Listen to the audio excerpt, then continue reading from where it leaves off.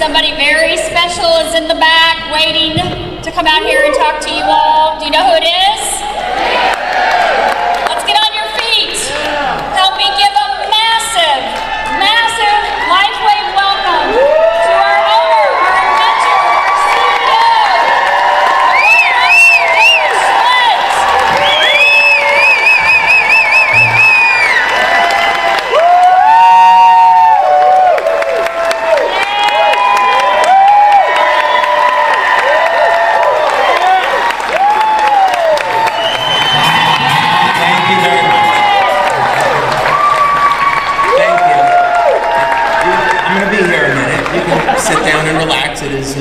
Saturday. How are you all doing? Thank you so much for being here. I appreciate you coming out on a Saturday. I really appreciate that you're taking the time, the energy, the effort to be here on a Saturday. How many of you are from outside of Orlando or Florida? Probably I should ask you. Wow, okay, welcome to our state. It's great to have you here. You could be at Disneyland or SeaWorld or one of those things. But thank you for investing in your future and being here today. I once had, at least, you're welcome for that one person over there. I once had the privilege of working with Lieutenant General Teddy Allen. He and I worked on a project together back in 2005, 6, 7, and we were introducing LifeWave technology to the US military for pain relief. And that eventually ended up in LifeWave making donations to the military, the Purple Heart, so we could provide natural, drug-free pain relief to our veterans who work to protect our country every day. And sometimes we don't recognize their efforts enough. And myself and David Jumper once had the opportunity to see General Allen speak at a LifeWave event at the Paris Hotel in Las Vegas. And he started off the event by saying, first, I'm gonna tell you what I'm gonna tell you. Then I'm gonna tell you, and then I'm gonna tell you what I told you. And that was his formula for making a presentation. So I'm going to start off that way too. And what we're going to do today together, because it's Saturday, we're going to have some fun with this, and we're going to take an exploration behind the origins of life, why that's important for us to understand it, and how this can lead to us having a system for stopping and reversing human aging. So let's say that's the goal. Now there's a number of really good reasons as to why we want to stop aging. One of those is that if we make every cell in the body young and healthy, it becomes resistant or immune to disease. So the immediate benefit that we get if we put cells into a younger, healthier state is that we decrease the likelihood of getting a disease. Accidents are another thing entirely. We improve the quality of life. We extend our life. We extend our productive life. And we also have an enormous benefit for society. We decrease healthcare costs. Can you imagine what it would be like in any country if we could come up with an effective treatment for all the top killers, heart disease, cancer, diabetes? If we could do away with those, we would have all of these tens of billions of dollars and more available for other things, like, I don't know, maybe feeding the hungry, taking care of those that are less fortunate. We could do away with those things and improve quality of life. So there's some really good reasons as to why we want to understand the fabric of life. And fortunately, God and nature have provided a number of very good examples for us to follow in terms of species that have managed to defy what we consider to be the aging process. How many of you are using some type of artificial intelligence application like ChatGPT, Grok, okay? Any of you have tried Grok 4? Not Grok 3, because apparently Grok 3 likes Adolf Hitler, but Grok 4, which now is supposed to be, give you a response and have the equivalent intelligence of every PhD on the planet. Okay, so a few of you have tried Grok 4. I decided to put Grok 4 to the test, and when it came out, I thought I would ask it some interesting questions in the fields of metallurgy, electrochemistry, chemistry, biology, and mechanical engineering. And I was incredibly impressed with the sophistication and the detail of the answer, along with a number of surprises.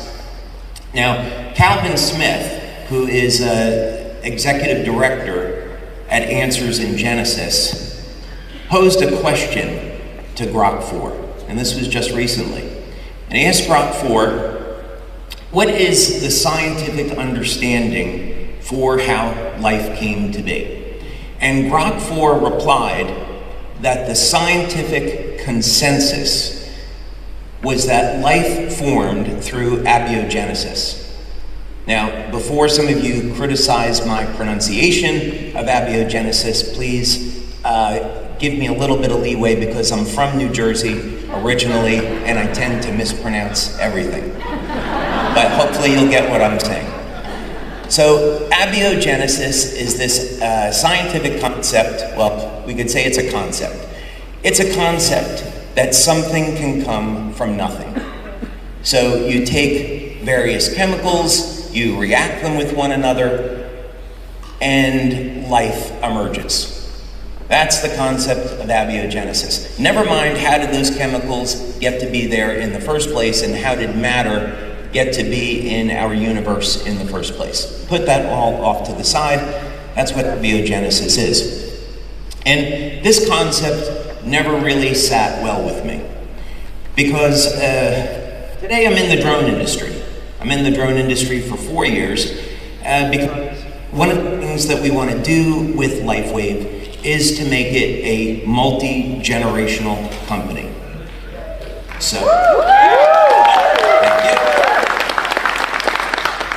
So, part of what we're doing is to create new technology in industries well beyond health and wellness, so that when you someday wish to retire and do other things, you'll be able to pass your business that you worked hard to build off to your kids or whoever you want, and LifeWave will be around, because we're thinking proactively today about what technology and what businesses are relevant 10, 20, 30 years from now. So that's part of our plan. And this started just as a concept 4 years ago, but we're at the point today where we're taking 20 of our top leaders from around the world, and they're going to get to see about less than 4 weeks from now our drone production facility in Denmark. It's the, thank you. It's, Dr. Stacy and Brent will be there. Could you give Dr. Stacy and Brent a nice round of applause for that? A couple of applause together, and all of their teammates as well. So, by the way, the drone initiative that we have, it's the largest single drone initiative ever in the history of Denmark. It's the largest production facility there, and we'll be able to build as many as 500 aircraft per year out of this facility, which is not a small feat. These aircraft have a 15-foot wingspan. They have very advanced technology on it, such as synthetic aperture radar, night vision, regular cameras, and this is so that we can do operations like search and rescue, delivery of medical goods, and the technology that I invented that we built into this drone allows it to have the highest flight time of any drone of this size or even larger we can stay in the air well over 30 hours. And for a 15-foot aircraft, that's remarkable. Typically, it would be 8, 12, 16 hours. And we do this, by the way, it's an internal combustion engine of a very unusual design, and it would be considered to be a green technology. So we can put petroleum fuels in this, yet it has 1/5 of the carbon emissions of a regular gasoline engine. So we'll be, as we're setting up our drone facility, we'll be setting up the manufacturing on these engines, and in the future, about 5 years from now, you'll be able to connect to your home a power generation system. This is all done through network marketing, where you're going to be able to provide and generate 20 kilowatts of energy to completely power your home, do it in a clean way that's great for the environment, be independent, off the grid, and also have about 5 kilowatts of power left to sell back to the grid.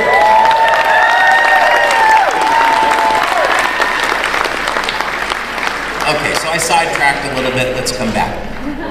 So on the drones, there are perhaps at least hundreds of different parts that go into this.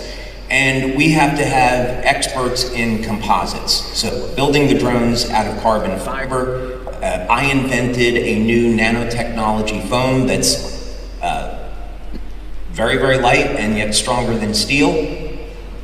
And we need special technology to make that. We have to have machinists where we're in our shop, we're making these engines right from the ground up, from the raw materials.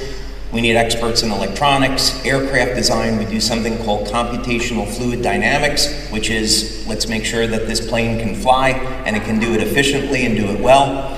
So we need all of these experts in all these different fields to design this aircraft.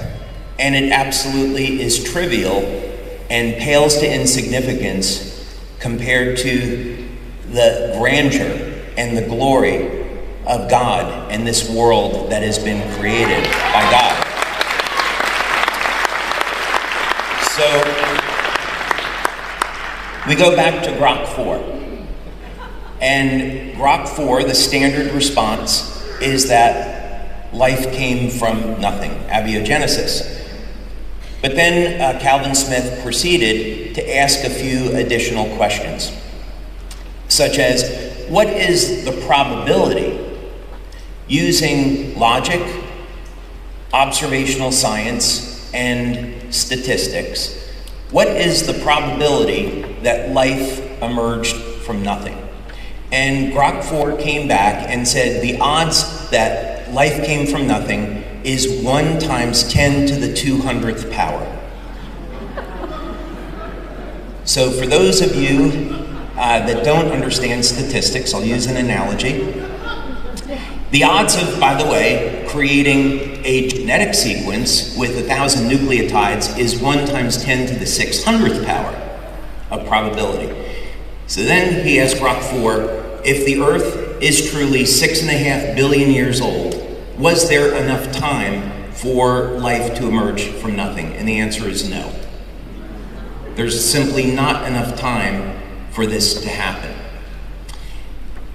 So the analogy would be, if you were looking for a specific grain of sand in all the sand on the Earth, and you had to find that on your first shot blindfolded,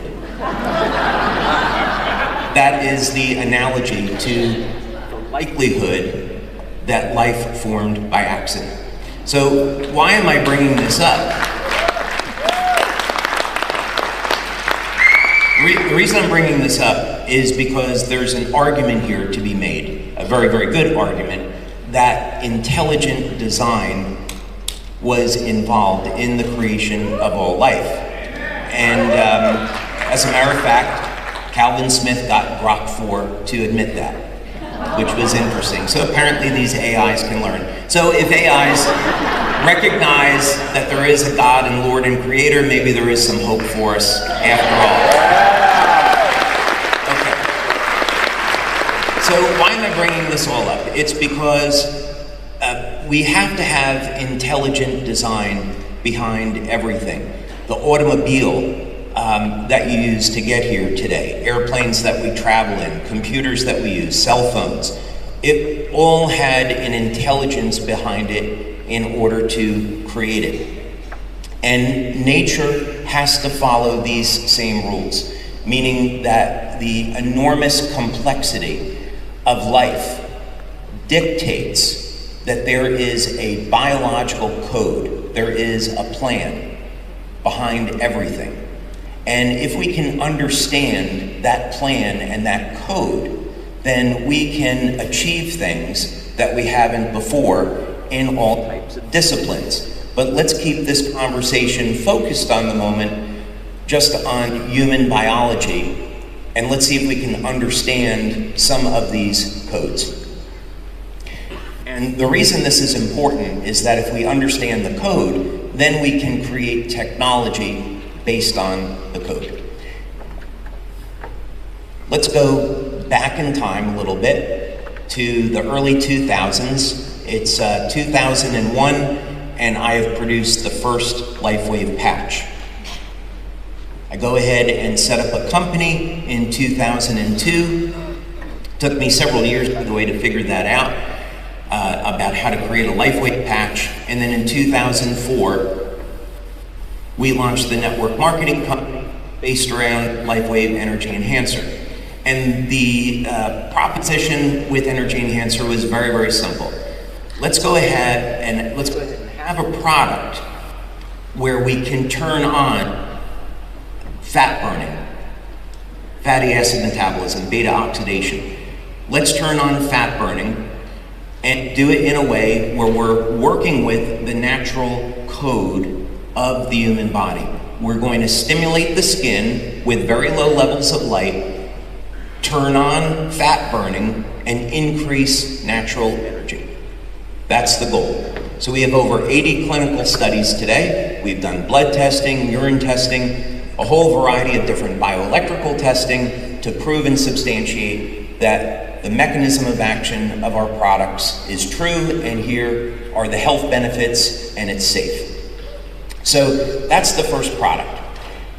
Now, if we were to, one of the questions that I often get asked are, what are some of the wavelengths of light that are coming off of the patch to do this?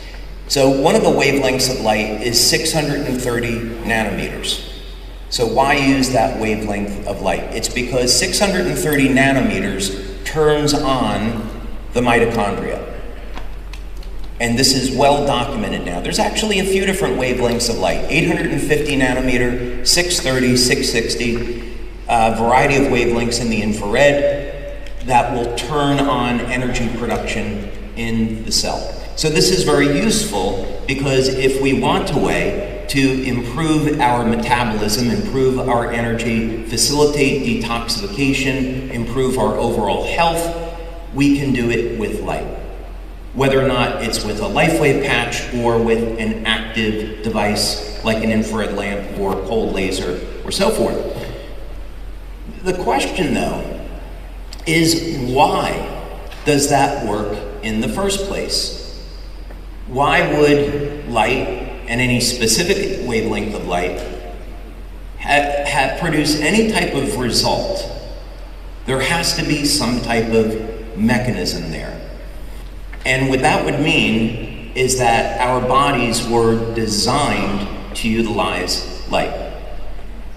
Now, it would be scientifically absurd to disagree with this because our eyes process light. So we could just start there.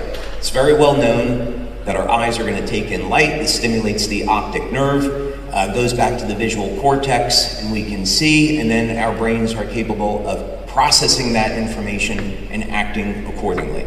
So this is obviously very well known. So we can at least agree that our bodies, through the eyes, are designed to process light. Now we can go a step further, and we can go back decades now, 50 years, through the work of Fritz Popp. And we can take cells and put them, it doesn't matter if it's human cells, plants, animals, we can take cells and we can put them in a room that's completely dark. And then we use a device called a photomultiplier tube. And off of those living cells are highly coherent pulses of light. And these pulses of light come from the DNA. Experiments that we did in our lab actually show that this light emerges from the vacuum.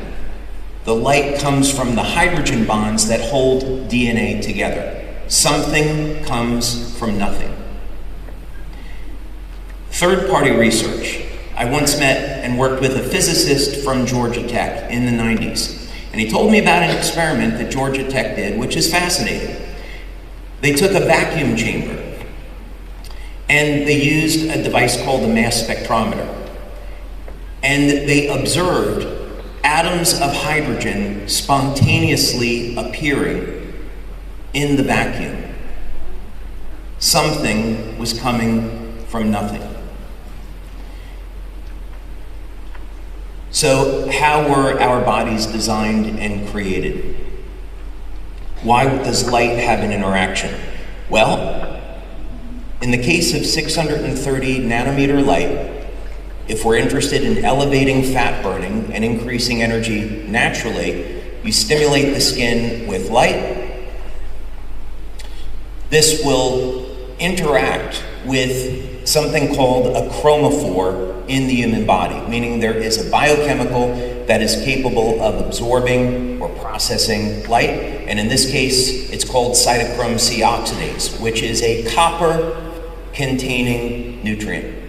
The cytochrome C oxidase is part of something we call the electron transport chain, which is a bucket brigade of electrons found in the mitochondria, which is the powerhouse of the cell.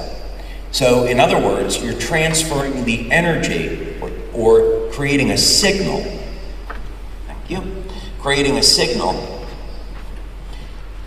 to increase energy production in the cell through this very complex mechanism. So we stimulate the skin with light, it elevates production of cytochrome C oxidase, this transfers electrons over to the Krebs cycle, and these additional electrons are used to make additional ATP, and that energy comes from the metabolism of fatty acids.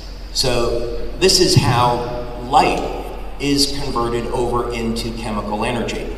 As was correctly observed by Robert Becker, the energetic systems in the body control the biochemistry. And this is information that the pharmaceutical companies absolutely hate, because it means it gives us a principle to look at life in a very specific way. Now, by the way, there have been, I think, a number of medical advancements that are absolutely extraordinary. People can get heart surgery, eye surgery today.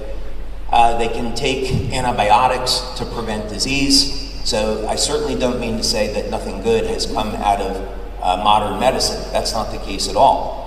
But when we're looking at treatment of disease, or perhaps more importantly, prevention of disease, it means that we don't have to rely on pharmaceutical drugs. We don't have to rely on synthetics. We can look to nature, and we can look beyond the biochemistry, although the biochemistry is valuable, and we can use technology to maintain and support our health in some very valuable ways and decrease our risks. Now, it is important to say that if we understand that the bioelectrical, biomagnetic systems in the body are controlling the biochemistry, we need the biochemistry there. So that means we have to have a healthy diet that's full of nutrition. We need to supplement where necessary. We should be exercising regularly and getting proper rest, drinking enough water, and managing our stress, among other things. How many of you love to exercise? Okay, I'm not seeing, this section's terrible. Okay, you guys are doing pretty good over here. This section, we're gonna need some work. Okay, well, I'm going to do a little bit of a plug now for our conference coming up in October, but we have 2 clinical studies that are going on right now. And for those of you that don't like to exercise, maybe didn't exercise in a while, our first clinical study is on how to perform 50 seconds of resistance training per week and still have enough signal to gain muscle and reduce body fat. So if you haven't exercised in a while, this is a way to get started, and then after that, you see what you do. We also have another study for those of you. How many of you absolutely love to get on a treadmill and do some sprints? All right. It's me and Janine. All right. That's it. Okay, we have another study that we're doing, which is 80 seconds of cardio per week, which is the equivalent of 90 minutes of jogging. So that's another study that I'm going to be talking about at conference. So please come to conference. By the way, when you come to conference, did you know that you're going to be seeing Elton John on Saturday night?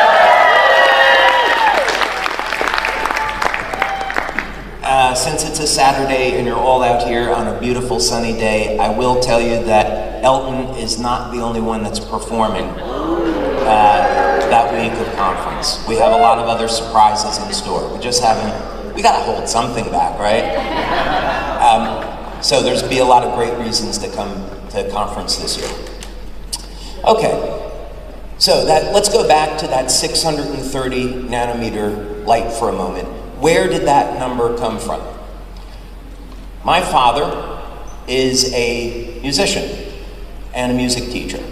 And his primary instrument is violin, although he's very, very good with piano, and mostly today he still plays piano at 96. And so I grew up with the piano in the house. I've always loved music, and I started to play piano when I was a teenager, and then through my late teens and 20s as I got into college, I had a couple of bands, and it was a lot of fun. And in music, we look, of course, at the number of musical notes, the distance from one note to another, the musical tuning, and in current music, most instruments are tuned to 440 hertz. And 440 hertz is the note of A, the beginning of the musical scale. And I heard some chimes there, so thank you for the support. Now, but how was that 440 hertz derived? Music is an equivalent for mathematics. So let's see if we can come up with a musical scale that is equivalent to 440 hertz, or let's see if we can find what the true number would be. And to do that, we create a grid. So you could do this in an Excel spreadsheet, for example.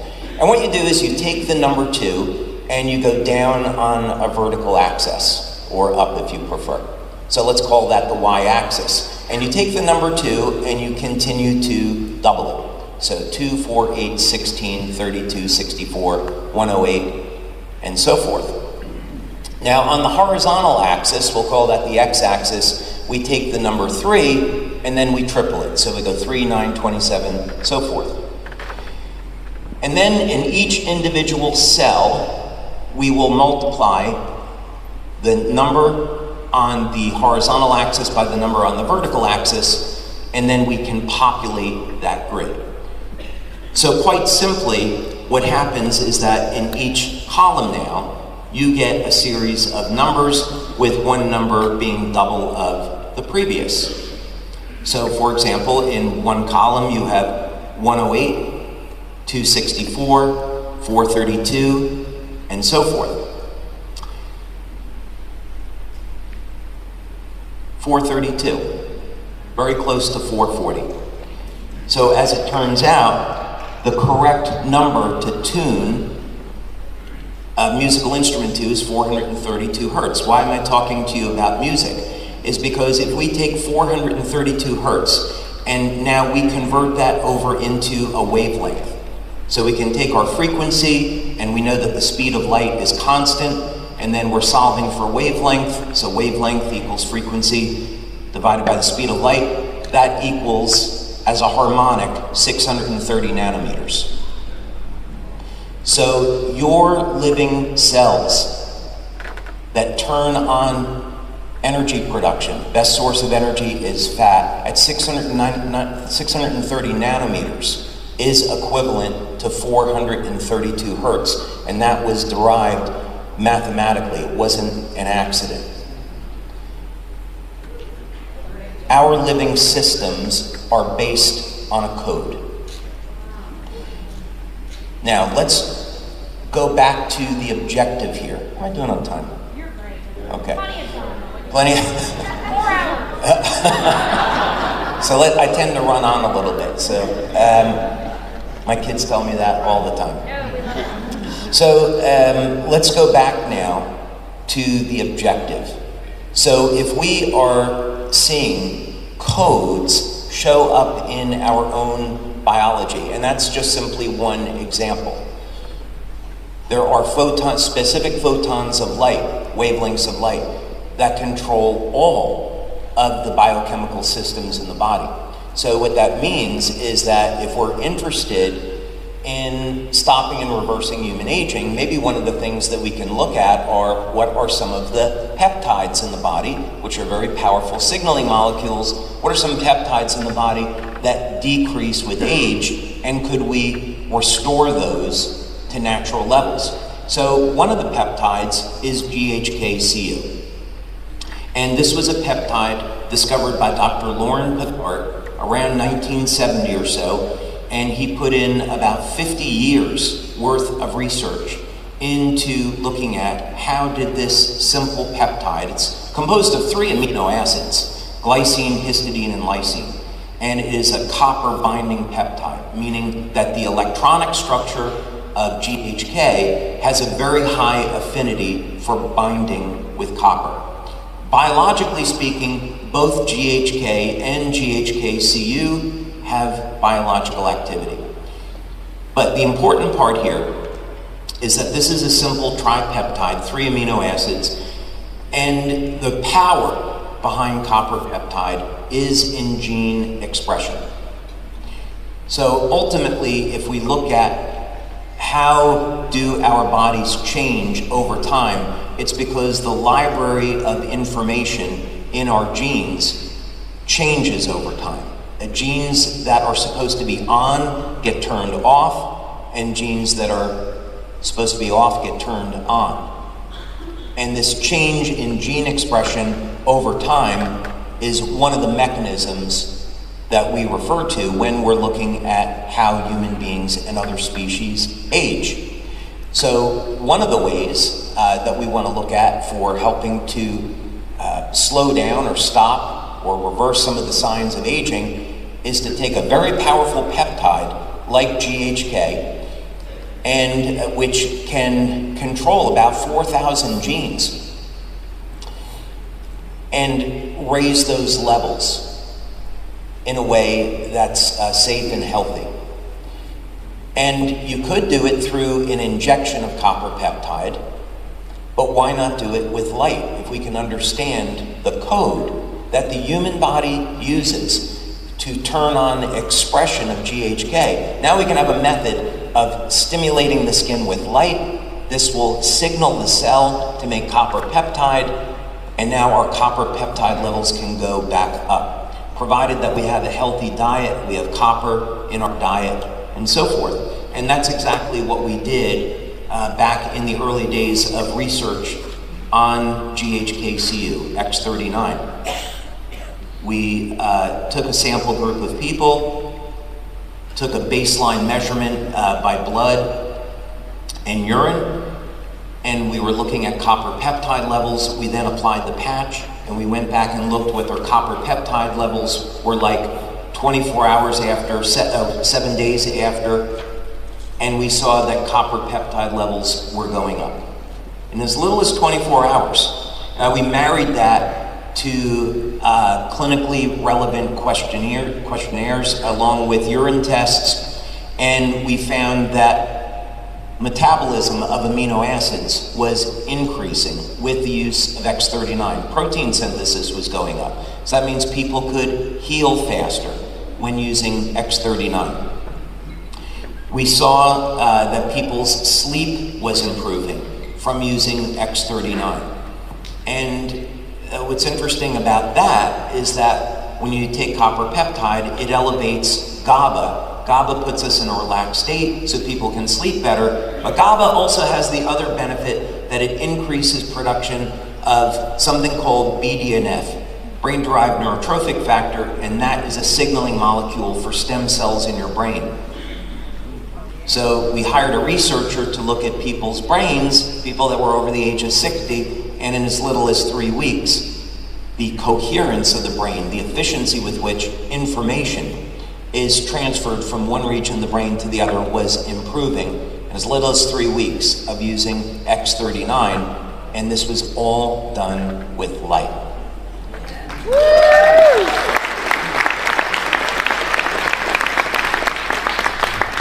Before I talk about water, I'm going to have some water. Thank you, Dr. Stacy.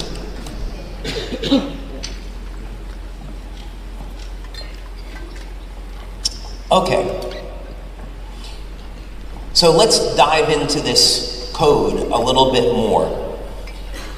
Because if we can turn on something as powerful as copper peptide, if you were to get an injection, most people don't want to get injections on a daily or weekly basis.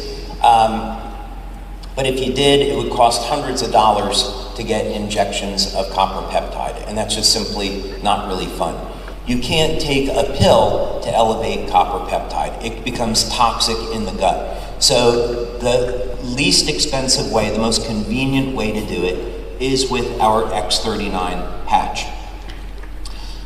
So we want to understand this biological code a little bit more, because if copper peptide can reset thousands of genes in the body to a more youthful state, then how could we reset 100% of the human genome?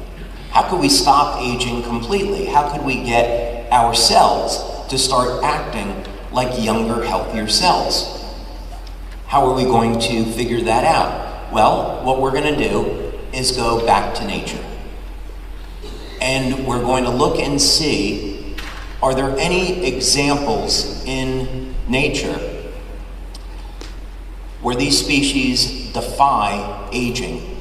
And then can we study these species, learn from them, figure out the control mechanism, and create technology to duplicate that so human beings can take advantage of it? Does that make sense? Yep.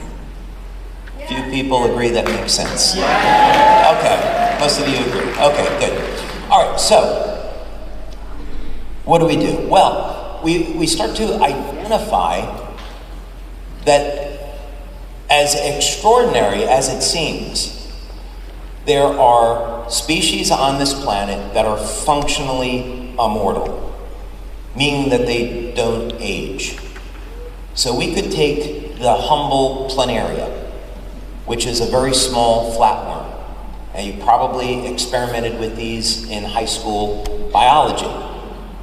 And you take a planaria which has a triangular head, you cut it in half, and you'll see in 17 days that the planaria grows a new tail. The tail, by the way, doesn't die. The tail grows another head. That's a pretty neat trick. 20% of the cells of a planaria are stem cells. Stem cells never age. The planaria is not very complex, but it has complete mastery and control over oxidative and inflammatory stress, so the DNA never becomes corrupted. The cells continue to divide. So as long as the planaria are kept healthy in an enclosed environment, they're given food, water, they don't get sick, the planaria will live in perpetuity. Hydractinia is another species that we've studied. This is also a creature that's found in the sea. They have multiple tentacles. And one of the studies that we did was to cut the tentacles off of the hydroctinia, put a dye into them so we could monitor the stem cells. And then we used a technology that I invented called the double helix conductor to accelerate the growth rate of those tentacles and completely regenerate them. And the hydroctinia, like the planaria, is not only capable of being functionally immortal, it also has a complete control over its genome where it can regenerate lost limbs. The tardigrade is also functionally immortal, but the tardigrade does something that no other species does that I'm aware of, and that is you can take a tardigrade into outer space, remove all the water from its body, take it back to Earth, rehydrate it, and it comes back to life. That is a pretty neat trick.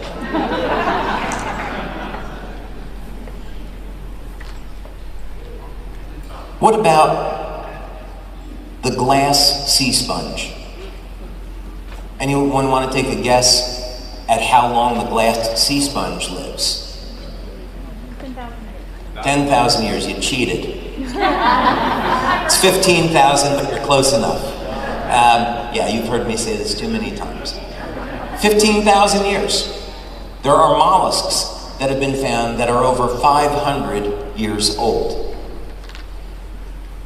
Lobsters, which we study, have been found to be over 130 years old, and what's important about that is that the reasons why lobsters die is because they're either hunted by a predator, such as a human being, they become sick, or they outgrow their shell. So they have a biological speed limit, and that is the size of their shell.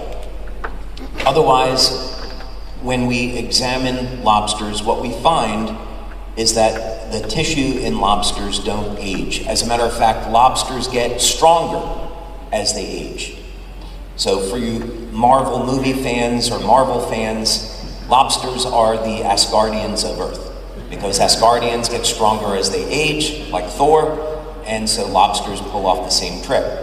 So I love lobsters, and wanted to take a look at how they were doing this.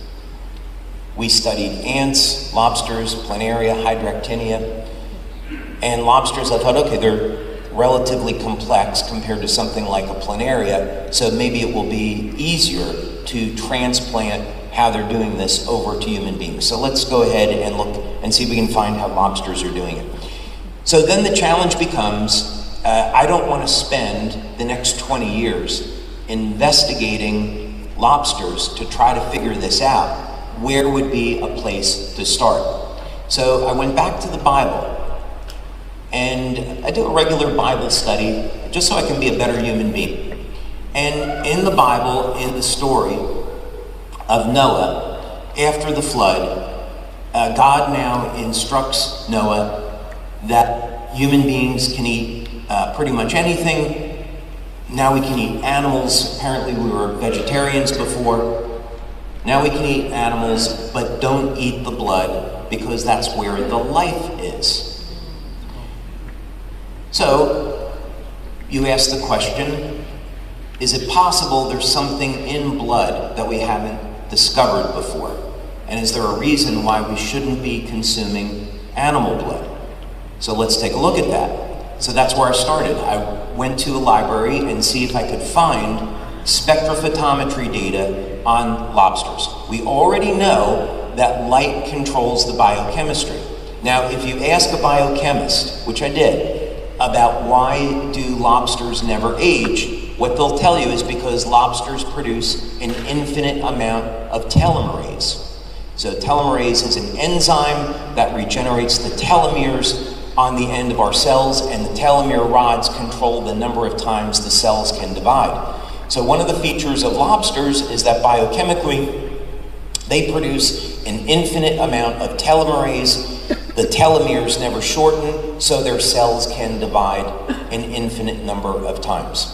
But how does that happen exactly if we believe that there is a mechanism of light behind this.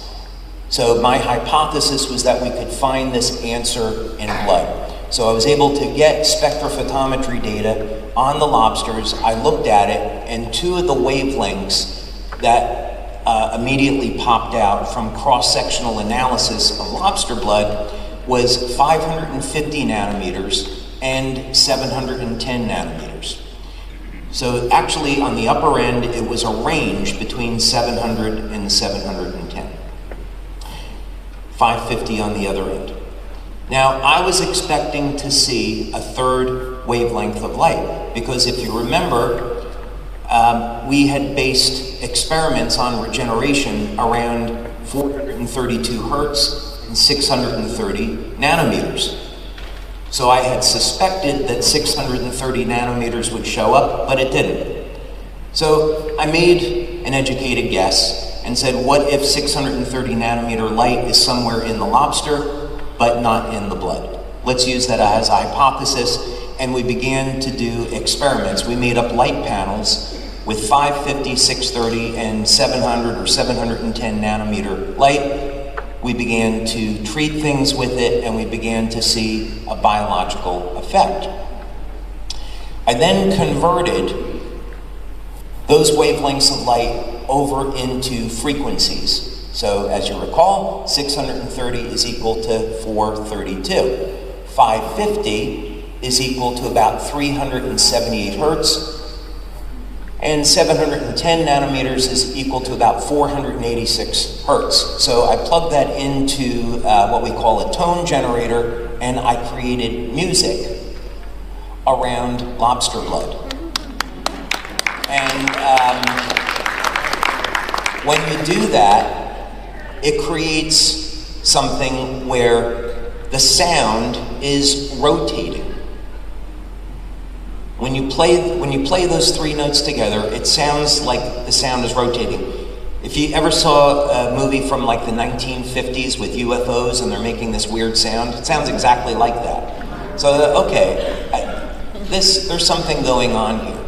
And specifically, there is a slight enharmonic to these frequencies, and as a result, energy is implanted into matter. And we use this information, I can't tell you specifically how we did it, but we use this information to create specific types of metal oxides that never existed before. And we validated that with mass spectrometry. And we've given these as gifts, by the way, to our leaders, these coins that are made from materials that never existed before. And we may do that again in the future, by the way. I don't know. We'll have to see. But what this means is that by using this technique, we can insert energy into biochemical systems. And that's important because if we go back to the LifeWave Energy Enhancer patch, what it is doing is stimulating the skin with light to increase energy. And when we increase energy in the cell, increase fat burning, we get the cells to behave like younger, healthier cells. So, using these wavelengths of light, we started to, I created another hypothesis, which was we want to deliver this light inside of the body. LifeWave patches stimulate the skin with light. What if we could get that light to go inside of the body and go everywhere?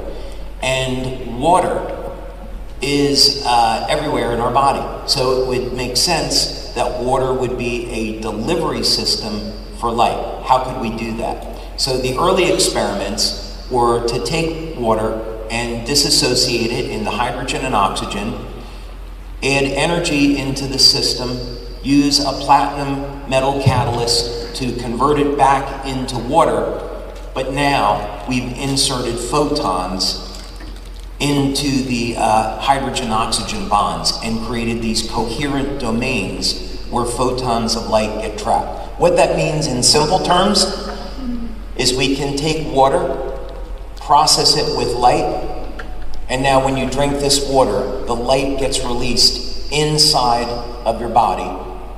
And these results are measurable. We've done 6 clinical studies now on over 250 people. 100% of the people tested experience a change in their blood, urine, and bioelectrical readings. The slowest we ever saw a change occur was 2 minutes, and the average response time is 15 seconds.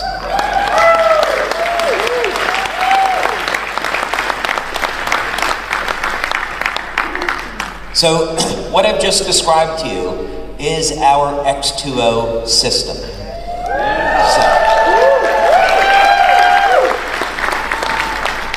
You take regular water, it could be tap water or filtered water or distilled water or spring water. You put it into X2O, it'll go through 2 separate stages of filtration. Then it will go into processing tanks, get treated with specific wavelengths of light. And then after 45 minutes, you've got a 16-ounce glass of light-infused water that you drink, and that light goes through your body. If you are doing this, drinking this alone in a quiet space, sitting comfortably, you can feel an increase in your circulation. You'll feel a sensation in your forehead and increased mental clarity and awareness. And that will, depending on the individual, that will last for about 3 to 5 hours or so. Okay, one last comment on X2O.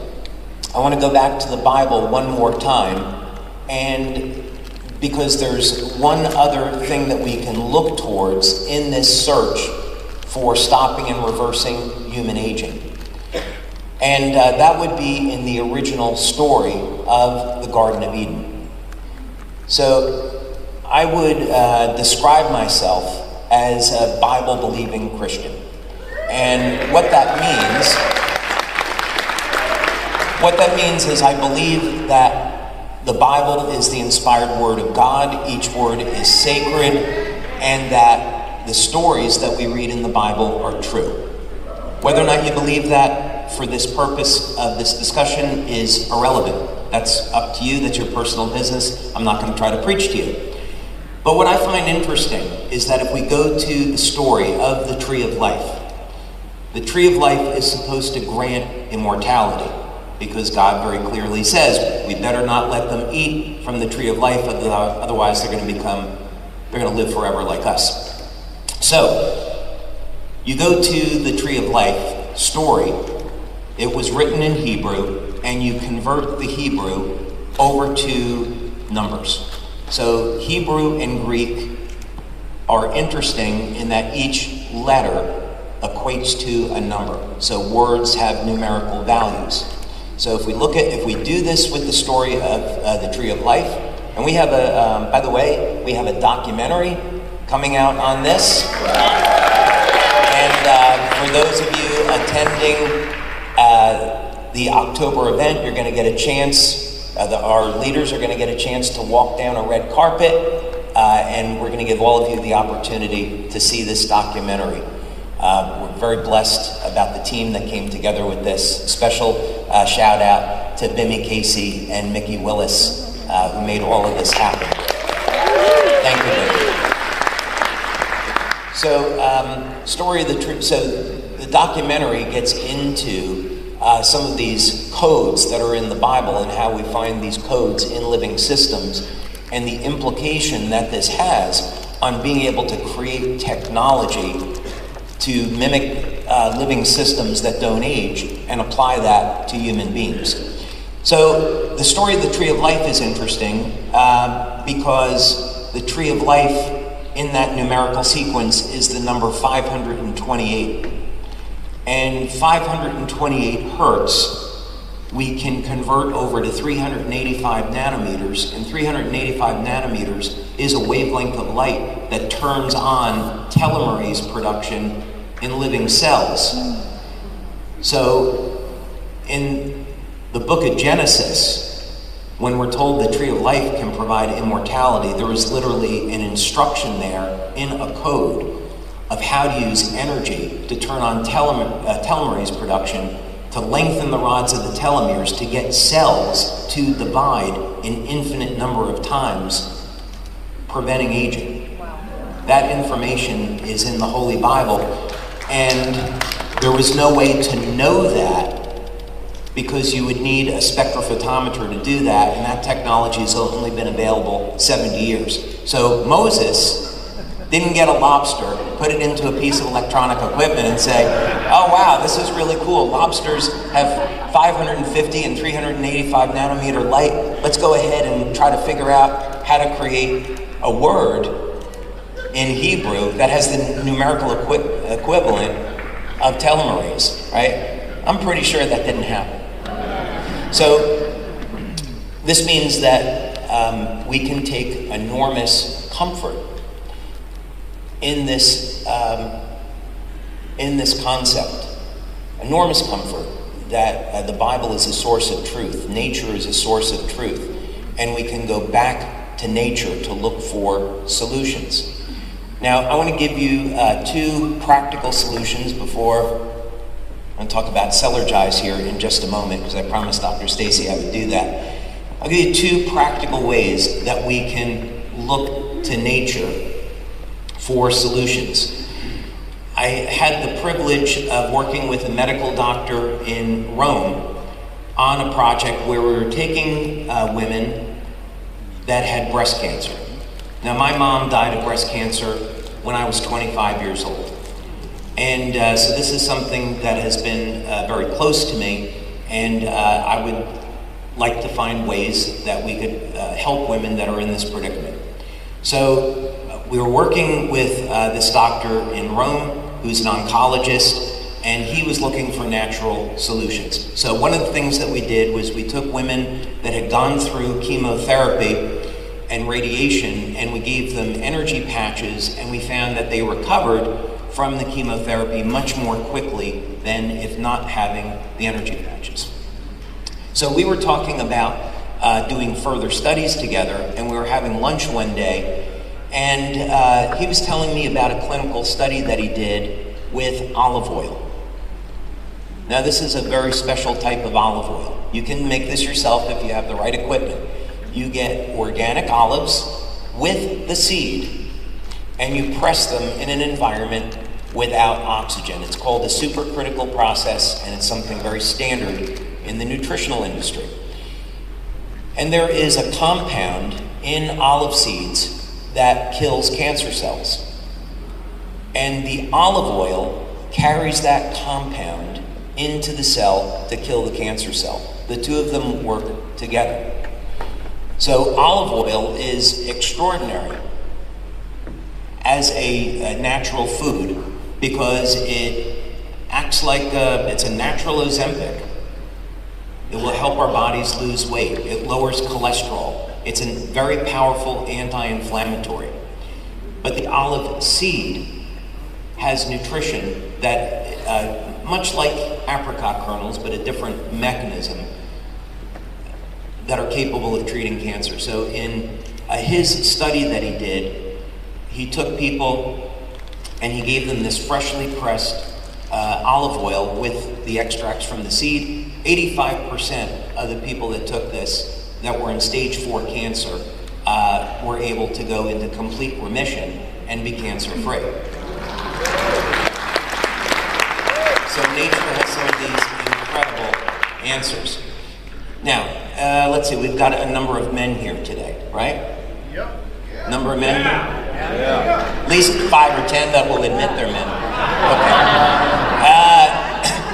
All right, guys, I'm going to give you some advice tonight. I'm going to give you some dietary advice. When you go out to dinner tonight, order oysters as an appetizer. Oysters contain zinc and selenium. It's going to help to support your testosterone levels. Now, next thing I want you to do is order some red meat, have a nice steak that has protein, saturated fat that's going to support your cholesterol levels and your hormone production. But on top of your steak, get some freshly sliced truffles. And see, one of the miracles of nature is that if we see the activity of truffle pigs, they're hunting for truffles, and it's not because they want to help human beings find this delicacy. It's because the truffles contain human androgens. They contain testosterone, DHEA, androstenedione, and by inhaling the scent of the truffle, it's a process called olfaction, we can elevate our own testosterone levels. So guys, if you want to have a good time tonight, get some truffles, inhale them, you'll have a natural boost of testosterone. We came out with a product, by the way, a couple of years ago that was based on this principle, and unfortunately the FDA changed the way that they were looking at products like this. We had it classified as an essential oil, and we had to take that product off the market. And it was based on this idea that we could have natural compounds like truffles, pine pollen that you inhale. And it will, if you took, let's say, an herb like Tongkat Ali, it will give men a mild increase in testosterone. This was doubling and even tripling men's testosterone levels. So it's extraordinarily effective and completely natural. So this is all to say that when we're looking at solutions to how to maintain and improve our health, we should look to nature first. I'm not a medical doctor, I'm not giving you medical advice, but look to nature first. Look to support your health through a solid diet, exercise, proper nutrition, sleep, hydration, and using the master mechanism, which is light, to improve your health. It's a simple, easy to use, inexpensive tool that we all have access to. Now, when we're using light to control the biochemistry, we have to have the biochemistry there. And unfortunately today, our food supply is corrupted. So we came out with Celergize. And the idea behind this is that, thank you. The idea behind this is that regardless of which patch you're going to use, it could be the glutathione patch, X39, X49, Eon, this contains all of the nutrition that you need to support the activity of our patches. So for example, we have N-acetylcysteine. N-acetylcysteine supports our body's levels of glutathione. So if you are a vegan or a vegetarian, you may not be getting enough cysteine in your diet, and now you can get this from Celergize. Another example is glycine. Glycine, by the way, by itself has been shown to increase the lifespan of mammals by 24%. So glycine as an amino acid is found in not only glutathione but also copper peptide. And we included some additional nutrients like citrulline. Citrulline as an amino acid is a precursor to nitric oxide. And nitric oxide is going to improve blood flow. It acts like a hormone in the body, and it supports the delivery of all these other nutrients. And so most people that take Celergize are going to feel it start to working immediately and for a number of hours afterwards. And part of that is because of the citrulline. We've also included minerals like zinc and selenium because these help with the conversion of amino acids over into glutathione. Copper, of course, because we have X39 and X49, which are GHK and AHK, copper-binding peptides, so we need a copper there. And most people are deficient in potassium. It's been estimated that maybe as much as 98% of the population has a potassium deficiency. So we put in 500 milligrams of potassium citrate to make sure that you were getting enough potassium. That also, by the way, improves the function of the patches because the patches are dependent on electrolytes in the body as for conduction. So to get a signal to go through the nervous system, we need electrolytes, and that would be things like potassium and magnesium. So we've included that in Celergize. And I think with that, I might like to invite Dr. Stacy up on stage. So it's not just me talking, and we can have a little bit of a dialogue and answer some questions. Dr. Stacy.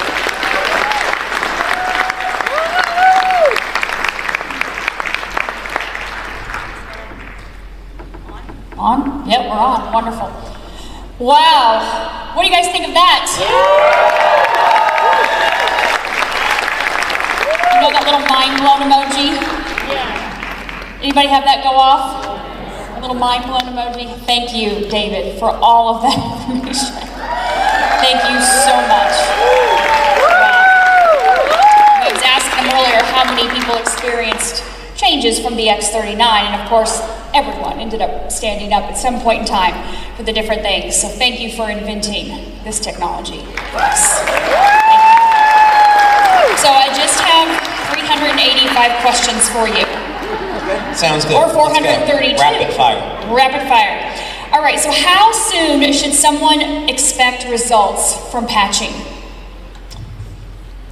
We did a study with Dr. Pierre Volkmann at General de Santé Hospital in Lyon, France.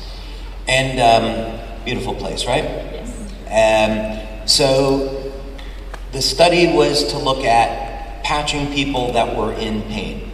And in the initial preliminary review of this, I did a presentation in the hospital in front of a group of medical doctors, and they gave me 32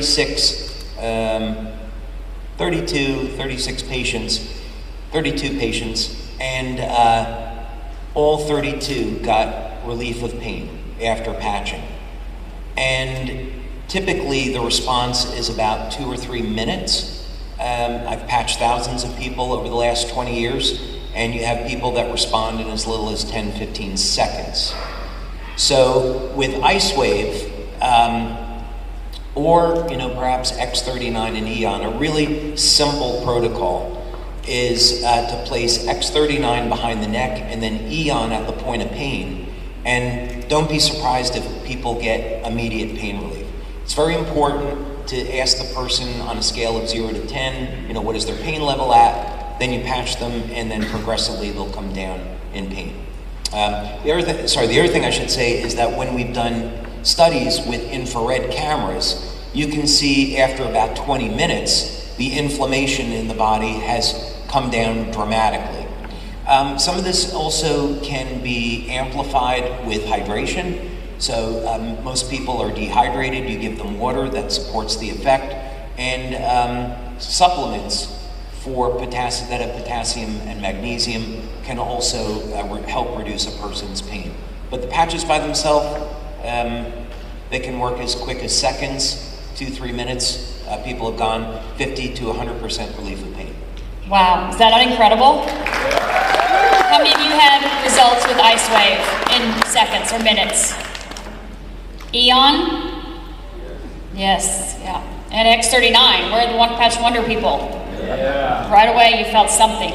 Thank you. So obviously one of my questions was, can the patches be combined for enhanced results?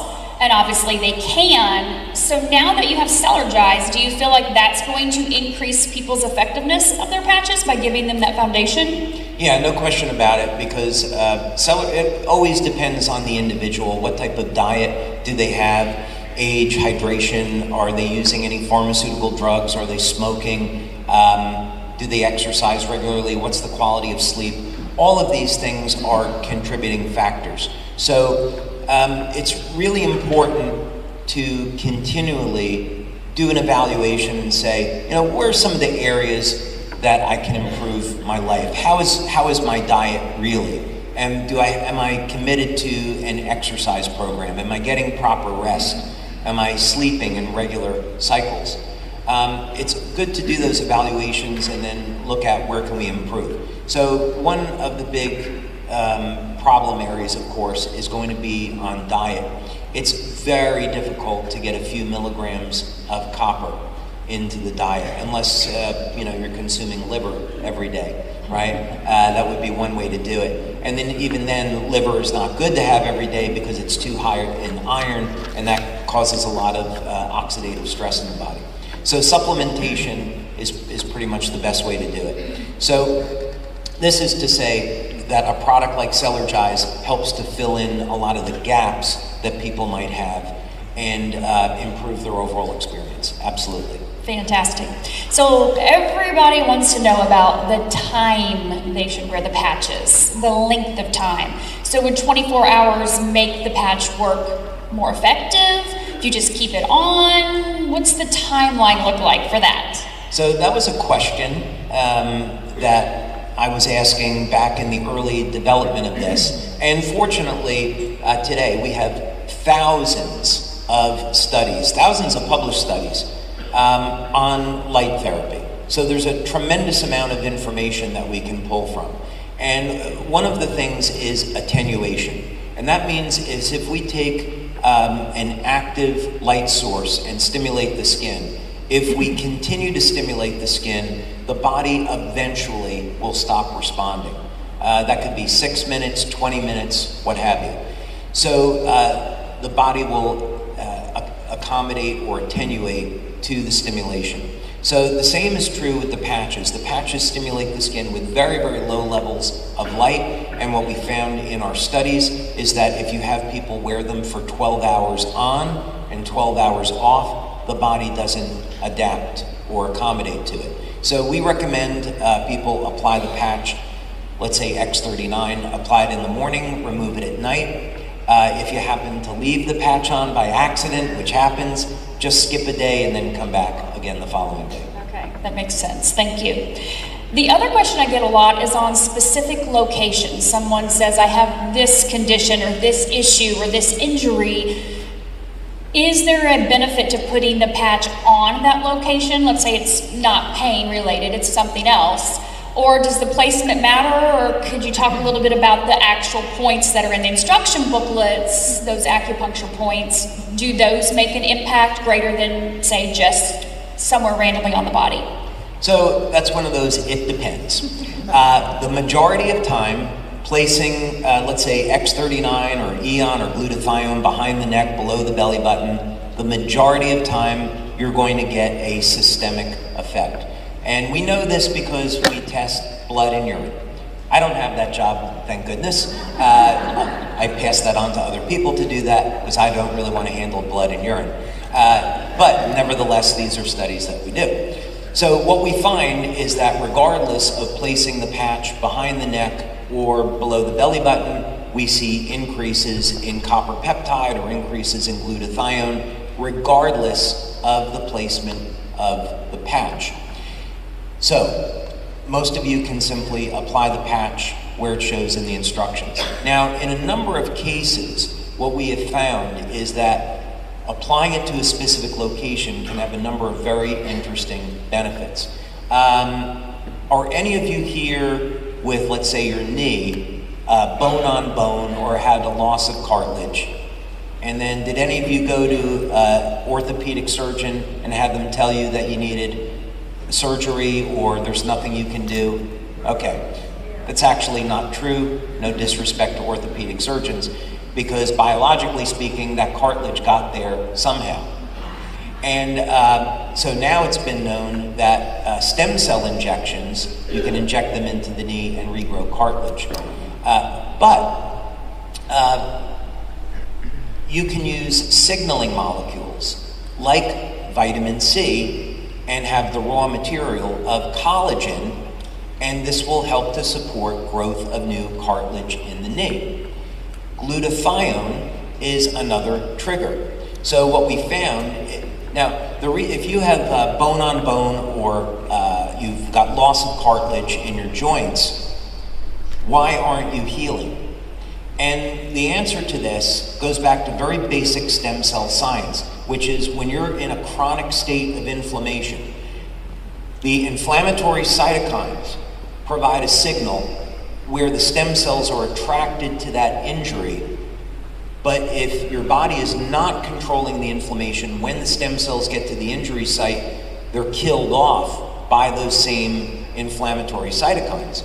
So what we found was that if you applied an ion patch to the inside of the knee to help manage the inflammation, and a glutathione patch to the outside of the knee to cause a signal to repair the cartilage, and you took collagen protein, so you had the raw materials, you could regrow cartilage in as little as 30 days. And we've seen this happen over and over again with even people that were bone on bone. Did you all write that down? Can we just say that one more time? Which patches, David? We're not making any medical claims, so I think what I would say is, for your health, place the ion patch on the inside of the knee, the glutathione patch on the outside, X39 if you care to, on the back of the neck. If you want to take, in addition, a mild amount of vitamin C, let's say 1,000 milligrams a day, and collagen protein, let's say a type 1, type 3 collagen protein, that's going to provide the raw materials, the amino acids that your body needs to make the cartilage. Wow. Thank you for that. Now, what about X39 using in conjunction? You just mentioned stem cell injections. Can you use X39 if you've had stem cell injections, or in conjunction, will that have any impact at all? We don't know the answer to that today, but we're speaking with a very prominent stem cell scientist right here in Florida, and we have a study proposal. We're trying to navigate the FDA issue. So basically what we want to do is take people that are veterans, firefighters, who have served this country but don't have the finances. There's an organization here in Florida to facilitate donations to these individuals so they can get stem cell injections without having to pay for them. And so this doctor that we're working with, she's done some really extraordinary things. For example, I spoke with a fireman that was at 9/11 who got asbestos into his lungs. And he was able to inhale mesenchymal stem cells, and he regained complete functionality of his lungs after a few months. So the type of work that we want to do now, the asbestos is still there, by the way, so this has to be an ongoing treatment, but he regained his life. So what we want to do is basically say, okay, can we apply X39 before the stem cell therapy starts, improve the person's health so that when they get an injection of stem cells, they have a better outcome.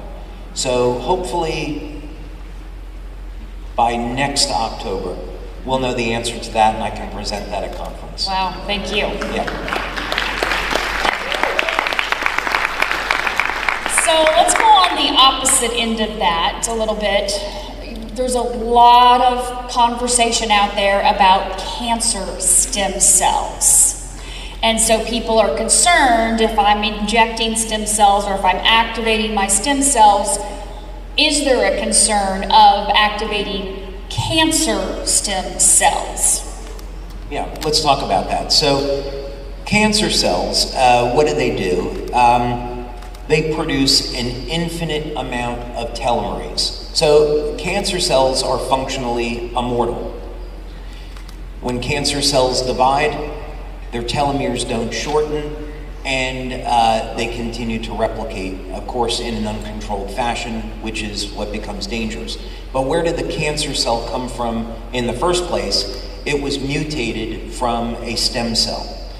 But if it were the stem cells that were a problem, then 100% of the population would die of cancer very early on in life, when the stem cells are the most viable. So that's not what's happening at all. There is some type of foreign chemical, or it could be radiation, that is affecting the DNA of the stem cell and mutating it into a cancer cell. And this is a accepted concept in biology. I first saw this at Stanford School of Medicine, Stanford University School of Medicine. So this is a definition as to where cancer originates from. So what's important about that is that now if we know that there is a foreign chemical or radiation that's responsible for causing the cancer to start in the first place, then treatment of cancer becomes very obvious, because it means we have to get that toxin out of the body. That has to be foundational. And in Western medicine, we simply add more toxins into the body, and it doesn't make any kind of sense. Yeah. So there's no way that elevating a peptide, say as that tripeptide that you mentioned earlier, could activate cancer stem cells. Dr. Lauren Picard's work showed that that would not happen. The other way to look at this, and actually he was using copper peptide injections to treat cancer. But if we look at this logically, what we would say is that when we're in our 20s, 30s, that's the highest that our copper peptide levels get, and then they decline with age. So what happens most of the time, people are young and healthy, and as they get to be 50, 60, 70, that's when the incidence of cancer goes up, and that's when the copper peptide levels are low. So it's actually the opposite. When our copper peptide levels are high, everything in the body works better. We could also use a similar argument for prostate cancer. So it's said in conventional medicine that prostate cancer is associated with testosterone. And I find that to be absurd, because men's levels of testosterone are lower. Oops, I said something I shouldn't have said.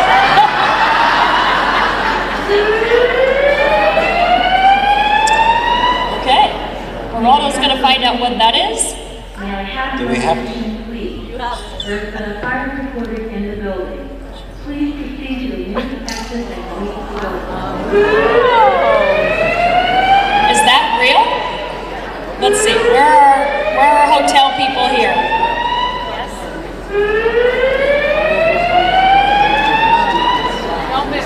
Okay, so hang on. Mark says he's gonna go check this real quick with the hotel staff. So, long story short, is I had dinner with Abe Morgenthaler from Harvard University, and he specializes in this area. They turn the siren on just when I'm about to talk about the cure for prostate cancer. I hate that. Imagine that.